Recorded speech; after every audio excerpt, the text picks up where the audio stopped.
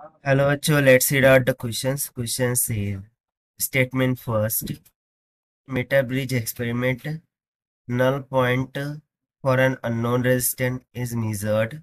Now, the unknown resistance is put inside an enclosure maintained at higher temperature. The null point can be obtained at the same point as before by decreasing the value of standard resistance. So statement one बोला जा रहा है कि metre bridge experiment में null point को कुछ इस तरीके से रखा जाता है कि अननोन रेजिस्टेंस को हम मेजर कर सके। अब यदि हम अननोन रेजिस्टेंस को पुट कर दें inside enclosure to maintain the high temperature, ताकि हम हाई टेम्परेचर को मेंटेन कर सकें, तो उस पॉइंट पर जो नल पॉइंट होता है इसको हम ऑब्टेन कर सकते हैं by the same point as before by decreasing the value of standard resistance. So हम बता रहे हैं कि स्टेटमेंट फर्स्ट ट्रू है कि फॉल्स है, while statement two says resistance of material और metal increases with increase in temperature, यानी कि मेटल की जो रेजिस्टेंस होती है वो इंक्रीज करती है जब टेम्परेचर इंक्रीज करता है। तो चलिए फिर स्टार्ट करते हैं हम सोल्यूशन से, but before of that let's talk about the key concept which we are going to use here for this question. तो सबसे पहला तो हम मीटर ब्रिज का कॉन्सेप्ट यहाँ पर यूज करेंगे। सो मीटर ब्रिज में क्या होता है, बेसिकली देखिए डायग्राम में दिखाया गया है कि इसमें दो स्लॉट्स होते हैं, एक स्लॉट में नॉन रेजिस्टेंस, एक स्लॉट में नॉन रेजिस्टेंस तरीके से जोड़ा जाता है, और जो डिफ्लेक्शन पॉइंट है उसको इस वायर में फिक्स किया जाता है which is shown here by the point B.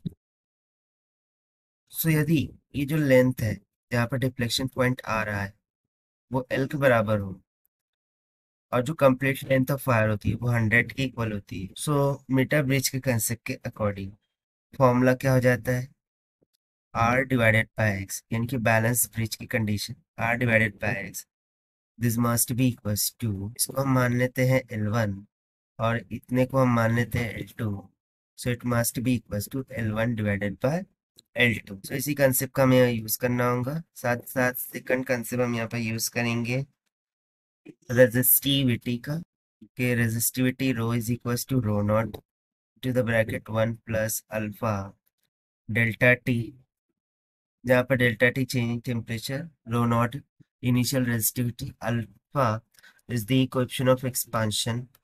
अब यहाँ पर इस टर्म में the negative coefficient of temperature for the material को इंडिकेट करेंगे। ये निगेटिव होगा यदि सेमीकंडक्टर होगा और पॉजिटिव होगा यदि मेटल होगा। तो चलिए फिर इन कंसेप्ट का यूज करते हैं, स्टार्ट करते हैं हम सॉल्यूशंस। तो चूंकि हमें पता है when temperature increases, temperature increases, the value of unknown resistance is also increases, यानी कि x will increase in balance Wheatstone bridge condition, because Wheatstone bridge की condition क्या होती है कि r by x this must be equals to L1 divided by L2, and hence जो R होता है वो स्टैंडर्ड रेजिस्टेंस यानी कि नॉन रेजिस्टेंस होता है, X is the known resistance.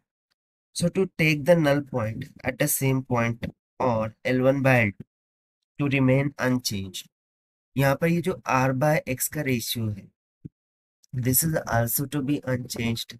सो इस कंसेप्ट के अकॉर्डिंग देखिए अब हम क्या कर रहे हैं कि इसको मेंटेन कर रहे हैं हाइयर टेम्परेचर के इंक्लोजर में। सो हाइयर टेम्परेचर की वजह से X will change, and just because of that r by x ratio will also get changed। और यदि ये चेंज्ड हो गया है सो इस वजह से जो नल पॉइंट हमें ऑब्टेन हो रहा था बिफोर द कंडीशन वो ऑब्टेन हो गया कि नहीं, that will also going to change. So उस कारण से स्टेटमेंट वन यहाँ पर इनकरेक्ट हो जाएंगे। स्टेटमेंट टू की यदि हम बात करें तो जैसा कि हमने लिखा कि रेजिस्टिविटी क्या होती है, R is equal to naught into the bracket 1 plus alpha delta t. Metal के लिए अल्फा जो है तो पॉजिटिव कोएफिशिएंट ऑफ एक्सपांशन होता है। सो जैसे ही टेम्परेचर इंक्रीज कर रहे हैं due to this positive temperature coefficient. This content will also is going to be increased. This will increase the resistivity of the material. Now we remember the formula of resistance of wire, rho L upon A. अब यदि resistivity increase कर रही है, so definitely the resistance will going to increase. Resistance will going to increase here, and therefore resistance of metal increases with increase in temperature. ये statement correct हो जाएगी. So statement 1 is false, but second is true. Yani ki option D is going to be correct. So this is the required solution. I hope you understand. Well, best of luck. Thank you.